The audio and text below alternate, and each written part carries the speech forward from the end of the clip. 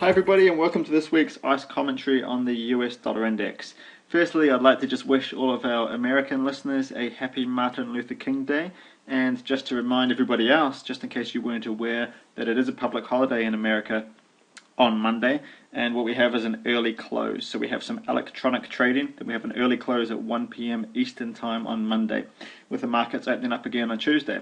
So we've got short trading there for the dollar index, but still we'll be having a look at the charts here today, just looking at that bigger picture view and looking at where things might be trading this week.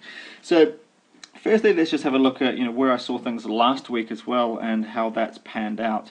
Now, last week we were back up here breaking above this previous daily high, and I thought it looked quite bullish if we could hold that. What I was also looking for is that we broke up through this monthly green candles. That's a couple of months old now. That's November, then December, we're now into January. What I was looking for in January, which was very close to happening last week as I spoke, I was looking for a push up through that level. I thought that would be a very bullish sign of a push back up towards 90. Now, even though I was bullish there, it actually hasn't followed through at all. Very soon after speaking, we had these very small down days, then we had some big down days there for the US dollar back towards the bottom of this range. In fact, what's happening if we just maximize the monthly chart so that we can see this range, we're kind of at the midpoint of the range, and we've actually ever so slightly broken down through the low of that candle as compared to breaking up through the high, which is what I really wanted to see. So now we're in a range. We'll come and look at it on a daily chart in a moment, but the question of course is, are we going to come back down towards the bottom of this range, or are we going to come up towards the top? At the moment we're actually stuck in more of a daily range than that bigger monthly range we're seeing. And that is, we're stuck down here between about 79 and up here around about kind of 81 to 82. And we've been within that range now for the whole month of December and all of January and even a little bit of November. So we're talking a good couple of months we've been within that range. We've got to really be looking now for breaks out of that in either direction. And I mean a decent break, not just a little nudge through like we had here. We broke down by a couple of ticks virtually there, broke down below 79 just on Friday last week, but we didn't hold it and we've rejected that level. So if we really start to assess the candlesticks, what we'd see here is, well, this candle came down to support previous resistance, also now most recently support. We came down, we tried to break below, we got a bullish candle here, we rejected that point, and we're ranging. So a range-bound strategy might say we could trade within that range until we see a break. Of course, a continuation strategy would be looking for a break down and a move back down towards these lows, or a break up and a move back up towards the highs. So the question is, which way is it most likely to go? And it's a much more difficult call to make in a ranging market than it is in a trending market. All I can really do here is look at the weekly chart and say there is some weekly downward momentum, and just to draw some Fibonacci lines in here and say, right, from the most recent high down to the most recent low, where have we pulled back? And we're kind of in that sweet spot zone, around about 50 to 62% is really where the decisions tend to get made. We've been hovering around that for a long time. We've gone a bit beyond it, we've gone a bit below it, but we're stuck within that range. This really clarifies for me that, which is the exact daily range we could see, these two levels here. I either want to see a break down, significantly down below here around 79, or a good break up above 82.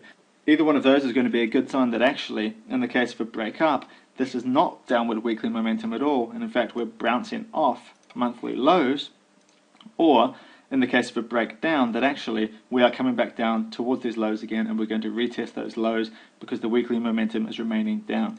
So in the short term, what I'll be looking at is I'll be looking to consider trading within that range in the short term, but then be looking for any major move out of that range in either direction. Just to have one little heads up and to have a look at one major product, the one major spot currency, and have a look at dollar Swiss. This is in fact looking very, very bearish. What I've done here is I've drawn in a Fibonacci line, and I've gone from this most recent high down to most recent low. You'll see that we've pulled back 61.8% into this big number of 9,800. We've pulled back up into that level. We've got very bearish candles, and if now we can break down through here, it's going to be looking very bearish to the downside. And same thing here on the weekly chart. What you'll see is we've pulled back up. See how when we've moved down, pulled back into the sell zone, moved down, pulled back into the sell zone, this moving average sell zone based on the 10 and 20 period moving average. What we've got here is a small red candle. If price can break down through that, that's a very bearish indication, which I look for often. So dollar Swiss there is looking very bearish if it breaks down. It hasn't broken down yet, but if it does trigger, if it triggers down through that last week's low, it's going to be a very bearish sign for dollar Swiss, therefore indirectly a bearish sign for the dollar index as well, which is very closely correlated to dollar Swiss. So just a little bit of a heads up there is what could happen if dollar Swiss breaks down and starts to lead the US dollar index down towards that level as well. Of course, it could be the other way around. It could be the US dollar index moving it downwards. I'm not too concerned about which one is moving which, but I like to be looking at both and to be looking at which direction does one look likely to go, which direction does the other. And really, to sum things up for me, if I put it down to probability, I would say looking purely at the dollar index chart, it's likely to continue ranging until we see a break. And I'm not seeing signs of any major break in either direction. However, by going and looking at dollar Swiss, it looks more likely to be moving down, which therefore perhaps also leans the dollar index slightly towards the downside as well. Happy trading, everybody. Have a wonderful week. Enjoy your holiday, those of you in America, and I look forward to speaking to you next week.